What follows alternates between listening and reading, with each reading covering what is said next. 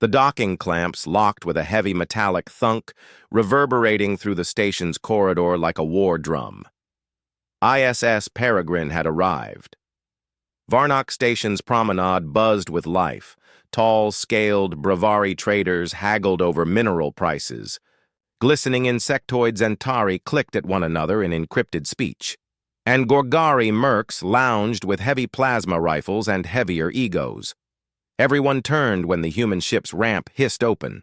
But what stepped off the ramp first wasn't a soldier, nor a commanding officer. It wasn't even standing on two legs. A cat, black, sleek, muscular, wearing a custom exo-harness lined with subtle plating, purring like a motorbike in idle. It walked with the arrogance of royalty and the poise of a killer. Behind it, Captain Imani strode down in full-dress uniform, flanked by two Marines in armor, but no one noticed them. All eyes were locked on the feline leading the way, like it owned the sector. Then came the laughter. A high, guttural bray erupted from the Gorgari corner of the promenade. The mercenaries nearly doubled over, slapping their armored thighs. "By the Void, that's the human security detail?" One sneered, tusks gleaming. "A kitten with armor? Will it purr us into submission?" A Zentari trader snickered with a series of wet clicks. "Is this some kind of primitive Earth ritual? Intimidate us with house pets?" Captain Imani's stride didn't falter. She stopped just behind the cat, who had sat down in the center of the promenade, tail curled neatly around its paws. Its golden eyes locked onto the Gorgari leader, not blinking, not moving, just watching. Imani's voice was calm. "You're laughing." The Gorgari wiped a tear from his eye. "Can you blame us?" "No," she replied. "But I recommend you—" "Stop!" The cat's tail twitched once. Just once. The Gorgari leaned forward, eyes wide with faux fear. "Or what? It'll scratch me?" The humans didn't respond. Neither did the cat. But a low, thrumming hum started to build from the harness strapped to its back, barely audible, like something charging. The air seemed to shift. The station's artificial breeze stilled. The smell of ozone crept in. The laughter stopped.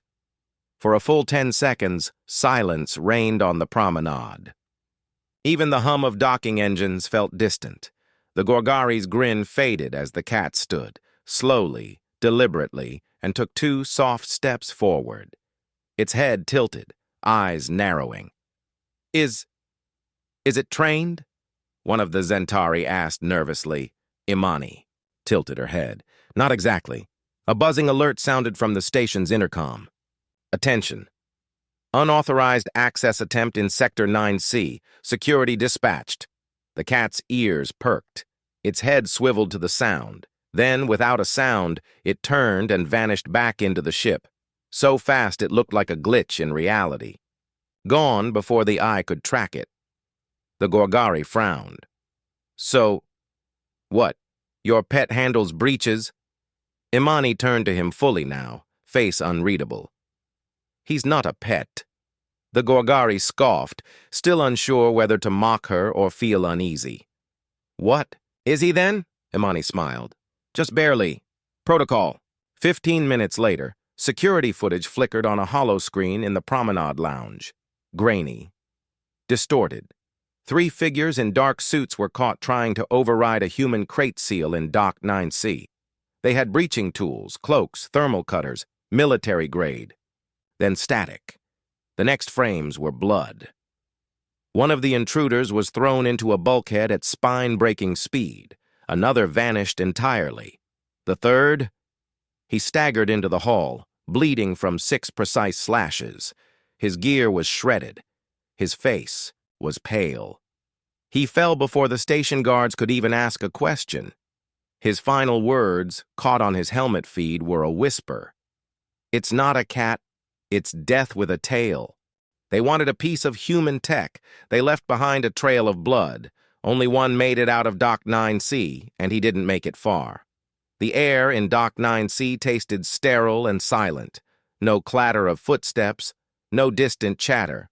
Just the faint hum of the ISS Peregrine's cooling systems, calm, undisturbed, until the cutter sparked. The first intruder, a lithe Myrick saboteur, pressed his plasma tool against the crate seal with surgical ease.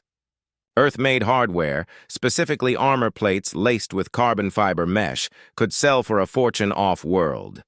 10 seconds, he whispered to his partner. Then we're rich. The second intruder nodded, keeping his rifle ready. The third, larger and slow-footed, stood near the airlock, fidgeting. Snap!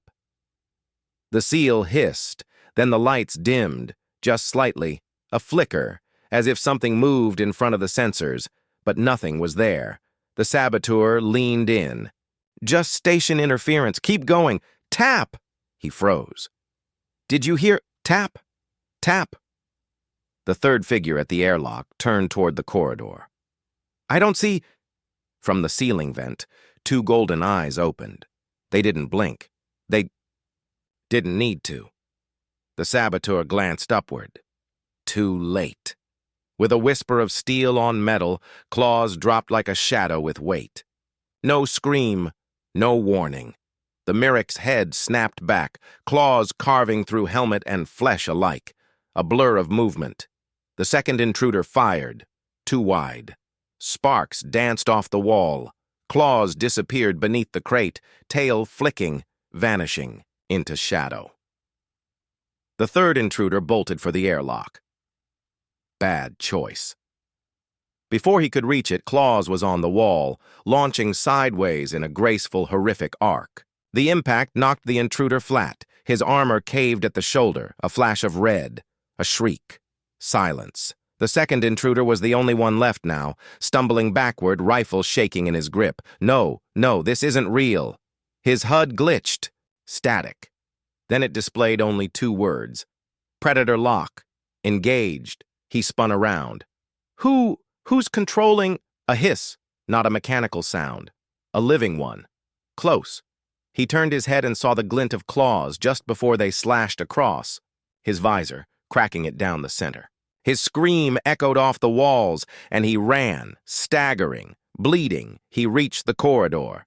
Station guards found him seconds later, crawling, face pale, eyes wide and unfocused. He didn't resist. He couldn't. One of the guards leaned in. What? Did this to you? The man coughed, spat blood, and whispered, It wasn't a cat. It knew. It wanted us to try. In the station command room, grainy surveillance footage looped on the holo display. Most of it was corrupted, just static and shrieking audio bursts, but a few seconds had survived. Frame 1. The Myrick saboteur bends to open the crate. Frame 2. A shadow descends from above. 4 limbs, too fast to register. Frame 3. The lens cracks, blood splatters. Then, static. The Gorgari officer from earlier watched the screen in stone silence. He wasn't laughing anymore. Is this real? He asked, voice low. The station chief frowned. What concerns me more is the timestamp. The Gorgari turned. Why? The chief zoomed in. The attack started 7 seconds after the breach began, which means... He tapped the console. A separate feed loaded. A timestamp?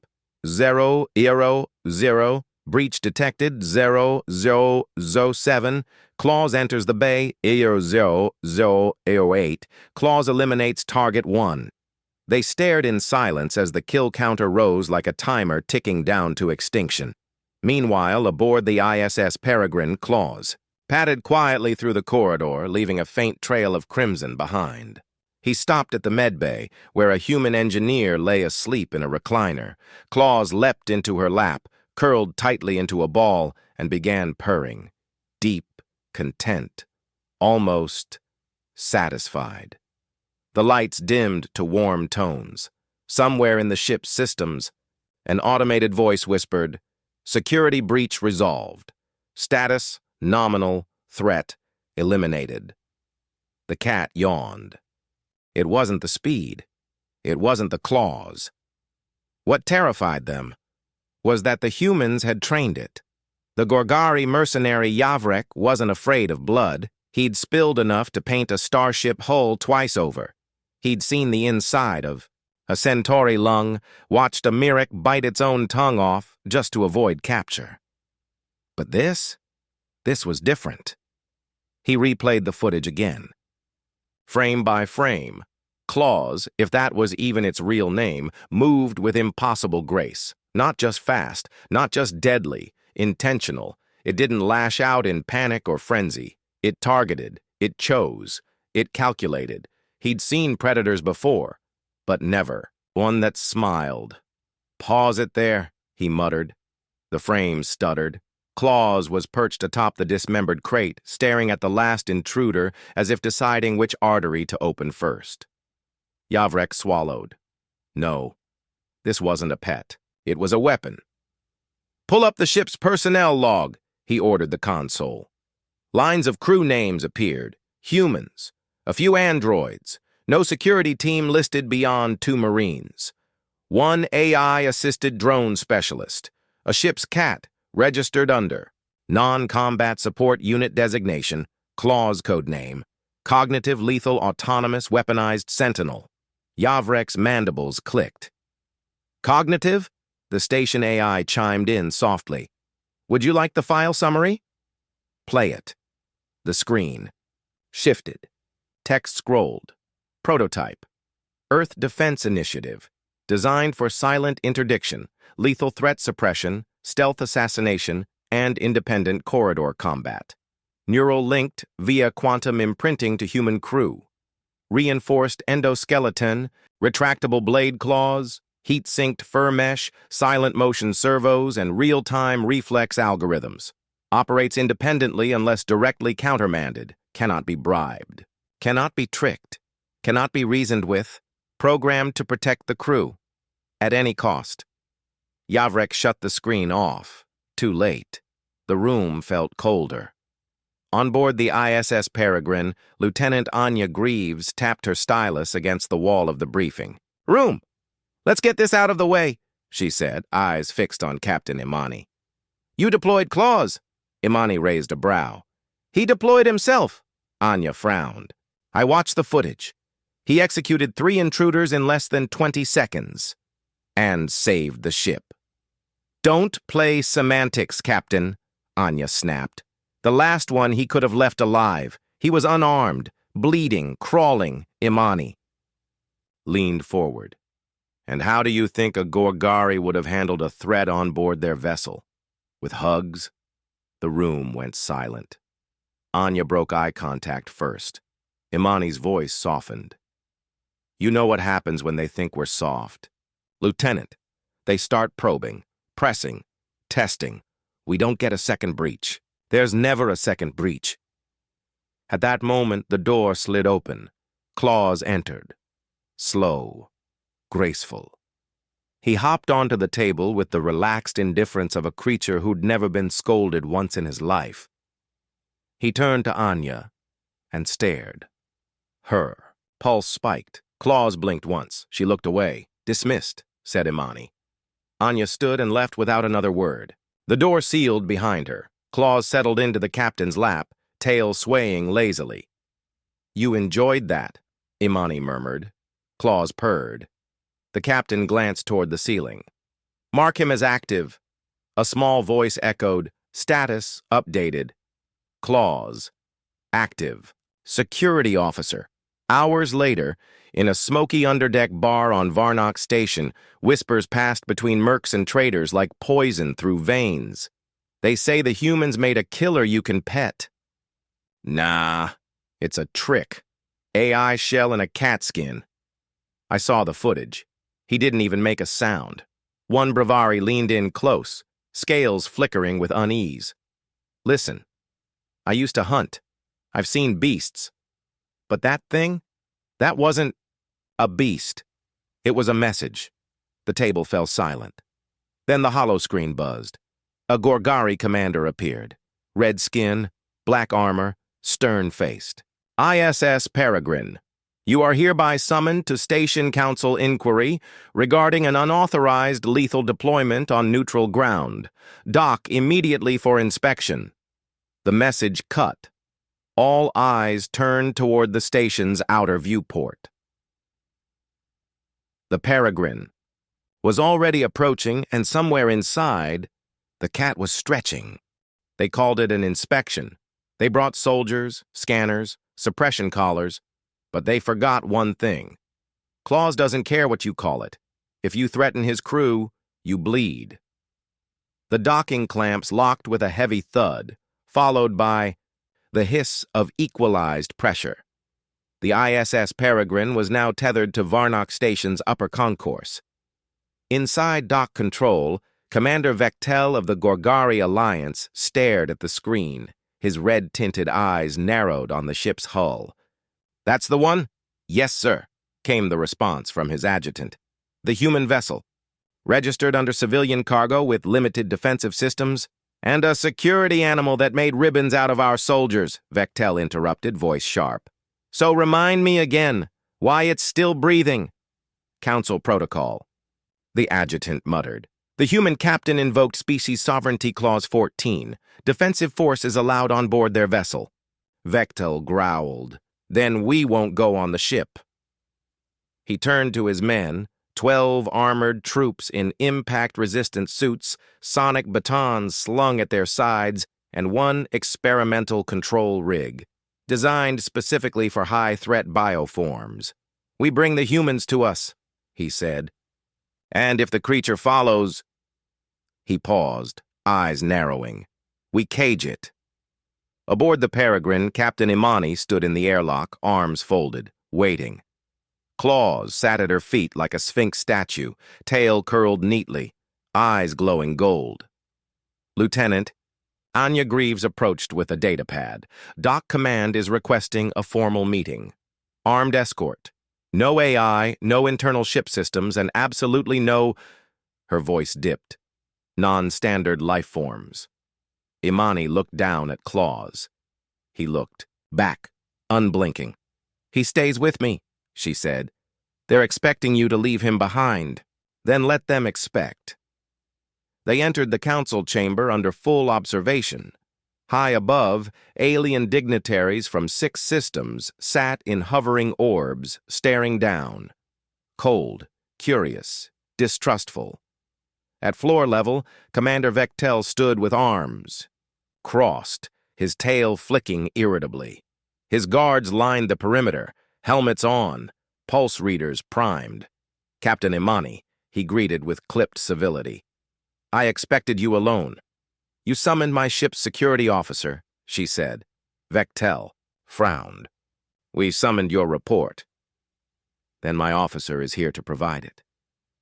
The Gorgari let the silence stretch. Claus yawned. There was a click, a quiet, deliberate sound. One of the guards had triggered the first locking pin on the suppression. Collar behind his back. Claus didn't move. The Gorgari didn't speak, but they all heard it, a low, rolling purr that vibrated through the metal floor. Vectel gestured to the central platform. "Very well. Let's begin." Imani recited the report with practiced calm. Unauthorized entry into Dock 9C, confirmed sabotage attempt, automated internal threat response by Claus. 3 dead. 0 civilian casualties. Damage. Minimal. He responded precisely as designed, she finished. Vectel circled her like a predator. "You expect us to believe this was mere protocol? That the human response to 3 intruders is surgical? Mutilation! Your men brought breaching tools and unlicensed firearms," Imani said. "You expect me to believe they were just sightseeing?" "No one authorized your pet to kill." "He's not a pet." Claus blinked, then looked directly at the Gorgari closest to the suppression collar. The guard froze. His hand hadn't even moved. Yet somehow Claus knew, above, the council whispered, nervous, curious, some amused, but others watched with suspicion. One ambassador leaned toward another.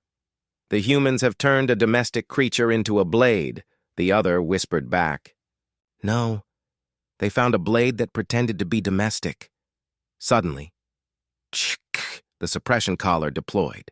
too fast for the humans to stop it. An energy net sprang from the device, arcing toward claws, designed to tighten instantly on contact, except it never hit. Claws moved in one blur of muscle, fur, and steel. The collar split in half before it even touched him. Then the Gorgari holding it screamed, because Claws was on him. He didn't attack. Not yet. He pressed a single claw to the Gorgari's throat, a warning. The room held its breath. Claws purred again, but this time it sounded like a growl. Imani's voice cut through the silence. This is your one warning. Try to leash what protects us, and it will teach you why it never needed one in the first place. Vectel gestured sharply. The guards stood down. Claws retreated, graceful, untouched, but in every eye, alien or human, the message was clear. Claws had allowed the Gorgari to live, and next time, he might not. They called for peace. They signed the accords. But no one asked the cat if the war was over, and Claws never forgot the scent of an enemy. The tension hadn't left the air since the incident. Even after the suppression collar snapped in two and the Gorgari backed down, the station felt like it was holding its breath. In the cold corridors of Varnock Station, soldiers whispered about the feline death machine. Ambassadors triple-checked their entourages, mercenaries began leaving early, and, in the ship's docking bay, Claws sat quietly, grooming a paw soaked in faint traces of alien blood. Aboard the ISS Peregrine, Captain Imani stood before a secured comm screen, speaking to a shadowed figure on Earth. We followed every protocol. They provoked it. The voice was deep, calm. Earth intelligence. We know. Surveillance confirms it. The Gorgari tested your restraint. She nodded grimly. They found the limit. The voice crackled faintly. Do you believe they'll escalate? Imani hesitated. Her eyes drifted to the internal cam feed. Claws was curled in the corner of the crew lounge. 3 engineers played cards just a few feet away. No one noticed when his ears flicked toward a vibration in the floor. No one saw his tail twitch in. Warning, Imani whispered. They won't escalate. Yet. But they're scared now, and scared people make mistakes. Meanwhile, far below in Varnock Station's sublevels, Commander Vectel paced, his tail thrashing. He turned to a cloaked figure, an off-the-books operative. Not council-sanctioned. We need leverage, Vectel growled. We can't kill the humans, but we can make their monster bleed. The figure didn't blink.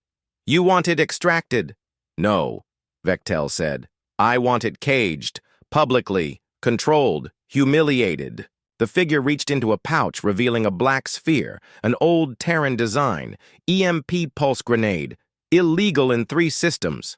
No blood, Vectel ordered. Just show the galaxy the humans can't even control their own beasts. The operative grinned. It'll purr for no one once I'm done. Hours later, docking Bay 9. The Peregrine was dimmed for low-power diagnostics. Lights flickered in patterns. Quiet hums pulsed through the hull. Claws was gone. At least, that's what the intruder thought. He crept along the underhull maintenance tunnel, boots silent, heart pounding. The EMP grenade was primed. 1 pulse and Claws would shut down like a dropped knife. The intruder whispered into his comm. In position! Signal jamming live! Motion detector spoofed! Ready to deploy! A hiss of static, then silence. Command? You reading me? Another hiss. Command! Behind him, a soft click, a shift of air, a shadow that wasn't there a moment ago. He froze, turned slowly. Nothing. He sighed, started to turn back. Scharch. A claw barely grazed the wall beside his head. He spun, blindly tossed the grenade, but there was no target. The hallway was empty. Until the lights flickered. One eye opened in the dark. Gold glowing, Claws was already inside the tunnel, and he was smiling. The operative screamed. No one heard. When the guards found him later, he was alive. Barely. The EMP was shattered, melted from within. He kept muttering the same phrase. It didn't move like an animal. It moved like a decision. Back aboard the Peregrine, claws padded silently through the corridors. He passed Ensign Weller in the hallway. The human leaned down, offered a treat. "You're famous now, buddy." Claws sniffed it, flicked his tail, and moved on. Weller laughed nervously. "Right. Too busy saving the ship." But when Claws turned the corner, his tail swished faster. He had smelled something on the intruder, a scent he'd never forget. Blood mixed with machine oil, Gorgari, war scent. It meant one thing. They weren't finished. Not yet. In the stations. War chamber, Vectel stared at the report. Operative hospitalized. Weapon lost. Reputation damaged. But the image on the report haunted him most. A single scratch mark across the message panel. One word burned into metal. "Try!" Vectel crushed the datapad in his hand. "Fine," he snarled. "Let the humans think they're safe." But when the leash slips, he didn't finish, because deep down he knew there had never been a leash. The mistake wasn't bringing weapons. The mistake was assuming Claws didn't have his own. There's a reason predators don't roar before they strike, and tonight, the silence would break first. The ISS Peregrine floated silently in Dock 9, shielded, in station shadows. Most of the crew were asleep or trying to be. Even Captain Imani sat at her desk, the lights dimmed, eyes closed, but mind racing. Across her screen, live feeds of every corridor, every entrance, every heartbeat aboard. One window glowed brighter than the rest. Cargo hold 2 motionless. Except for one silhouette, curled atop a crate like royalty. Claws. Eyes open, watching the dark. He hadn't moved in 19 minutes.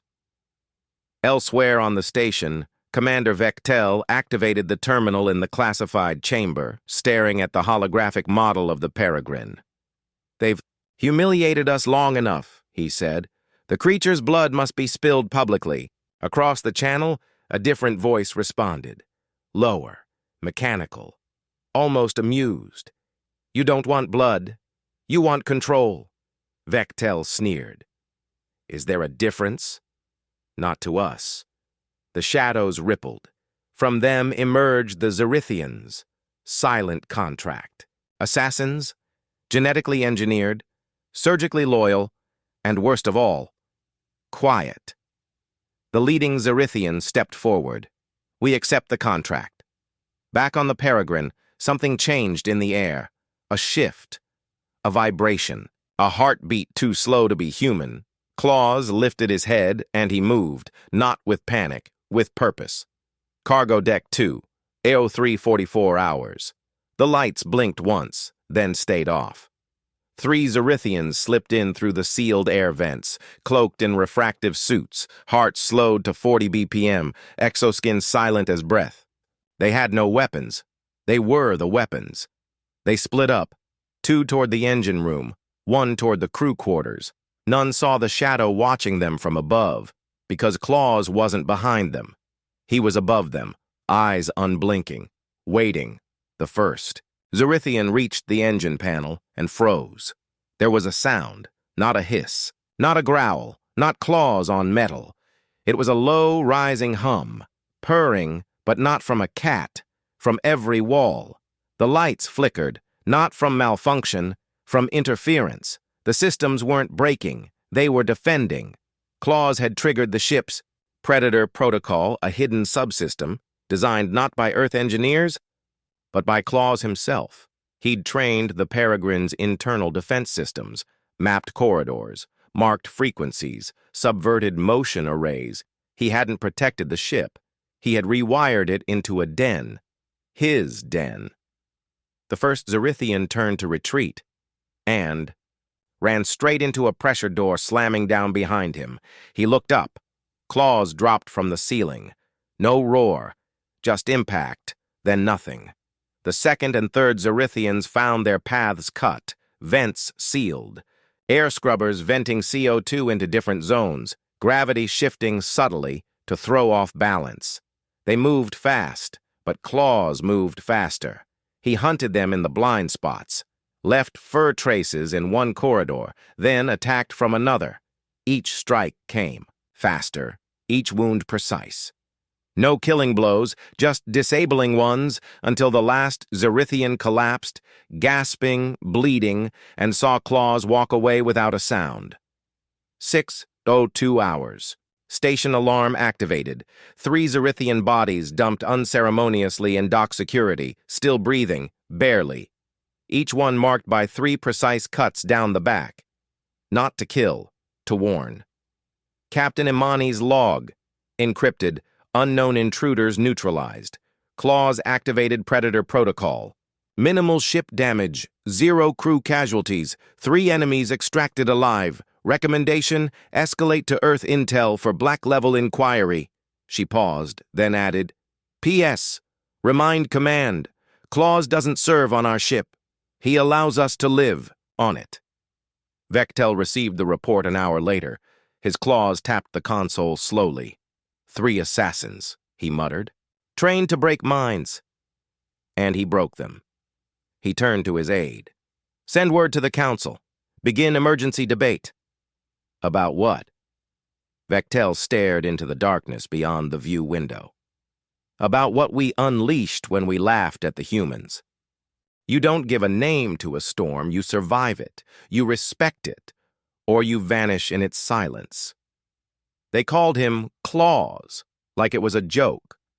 Now the galaxy learns his name was never a warning, it was permission. The Galactic Council's emergency session was the quietest anyone had ever seen it. There were no translators tonight, no diplomatic theater, only fear. Dozens of representatives sat around the glassy curve of the chamber ring. Lights dimmed. Every monitor pulsed with the same flickering footage. 3 Zerithian assassins, elite, fast, silent, disabled, bleeding, stacked like prey. Footage showed no attacker, only the shadows. And one golden-eyed cat padding calmly across the floor. High Chancellor Duraxes, a veteran of 12 wars, spoke first. This was your doing, Commander Vectel. The Gorgari commander stiffened in his seat. They made a mockery of us. A pet holds strategic dominance over an entire crew, over a station, over us. Then perhaps it's not a pet, a whisper came from the dark, from the human representative, Ambassador Hall. She rose slowly, gaze sweeping the room. You thought. You were laughing at a joke. You weren't. You were witnessing a legacy. She tapped the screen. The footage looped again. The human military didn't bring Claws because he's dangerous. They brought him because he's old. The room paused. How old? Croaked. A Zerelian delegate. Hall smiled faintly. We stopped counting after the cybernetic enhancements took hold. Let's just say, he served on Earth's first off-world combat mission. The one where an entire hostile race vanished without bodies left behind. Murmurs erupted. Vectel's voice cracked. Impossible. That was 200 years ago. Claws.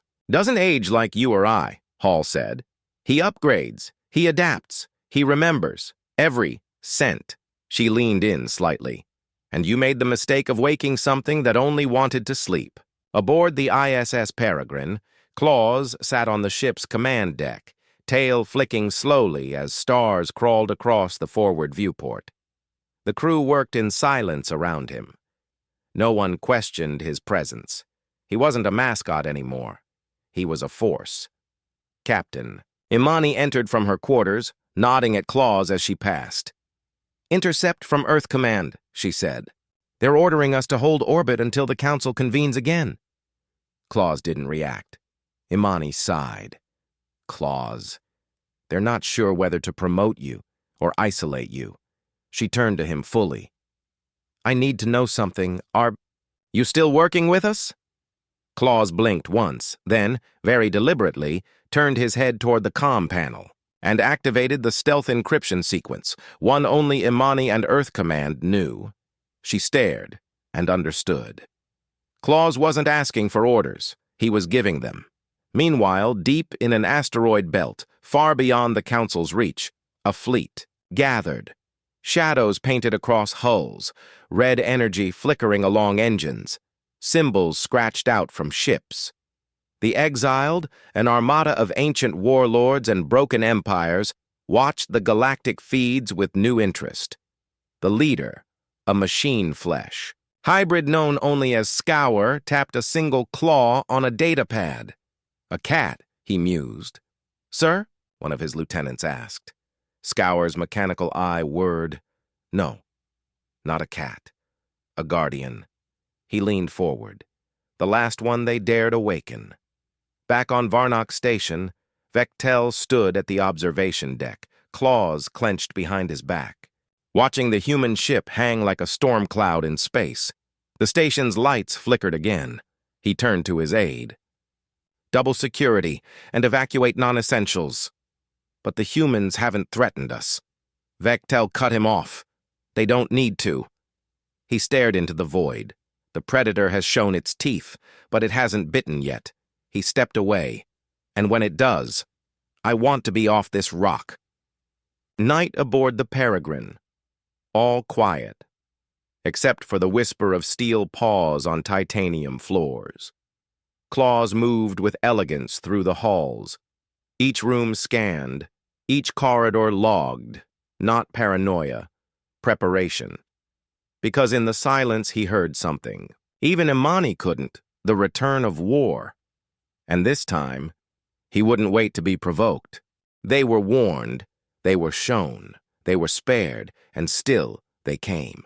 The predator didn't strike first, but he would finish it last, because now the galaxy knew, you never wake the storm and hope to walk away. The exiled fleet surged from behind. The asteroid curtain, dozens of dreadnoughts peeling toward Varnock Station like wolves through cosmic fog. Energy signatures spiked. Civilian traffic panicked. Docking requests were denied. This wasn't a skirmish, it was a purge. The lead ship, Skullbreaker, opened a wideband broadcast. "To the Galactic Council, your weakness ends tonight. To the humans, your predator dies first. Inside the ISS Peregrine, alarms rang, but the crew were already in place. Captain Imani's face was hard steel. They're bypassing the Council entirely, going straight for us." Lieutenant Park's hands flew across the navigation console. "Too fast. For station defenses, they're aiming for a ramming vector." And in the center of the bridge, calm as night, Claws sat, watching, listening. The Council's own warships scrambled to intercept, but the exiled used forbidden tech, bending gravity and warping time. One station vessel tore apart mid-maneuver. Another vanished into its own reflection. Imani's voice dropped. "This isn't a battle. It's an extinction." She turned to Claws. "We can't hold them off." Claws didn't blink. Instead, he stood, and for the first time in years, he spoke, in a voice that was low, ragged, tired, but every syllable was a blade. "They want me. Give them what they came for." The plan was insane, so it worked. While the exiled dreadnoughts closed in on the Peregrine, Earth Command remotely activated Claw's deepest military coding, Protocol Sigma-13, a kill switch. Not for him, for everything else. Because Claws wasn't just a predator. He was a legacy weapon.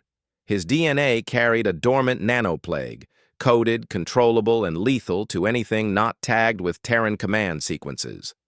Originally designed for exterminating bioweapons. Tonight, it would be resurrected. Claws stepped into the airlock, alone. The door hissed shut behind him. His voice echoed once more into the ship. "Tell them next time to bring more." He launched. No EVA suit.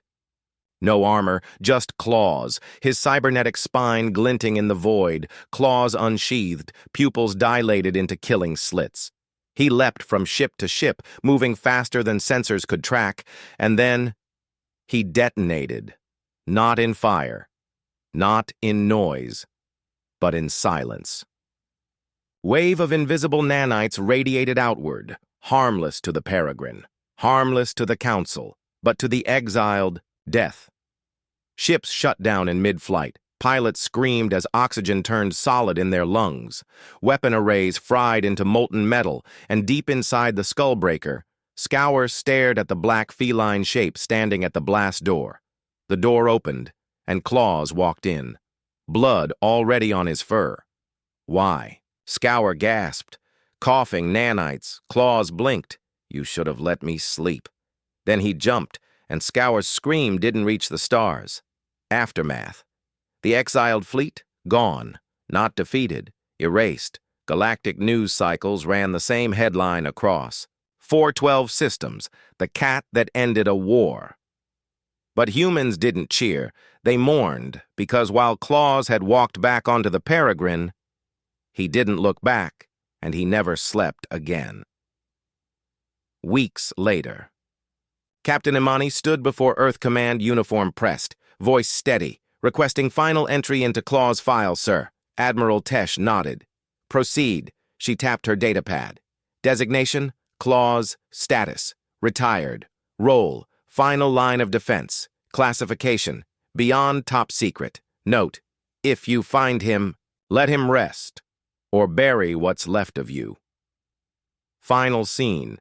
A quiet forest on a terraformed moon, a small cabin, and on the porch, a pair of golden eyes glint from the shadows, watching stars blink overhead, no longer a security officer, not a soldier, not a weapon, just Claws. Finally home. Final moral. What they laughed at was never the joke. It was the warning before the teeth, and sometimes the galaxy only learns when it bleeds.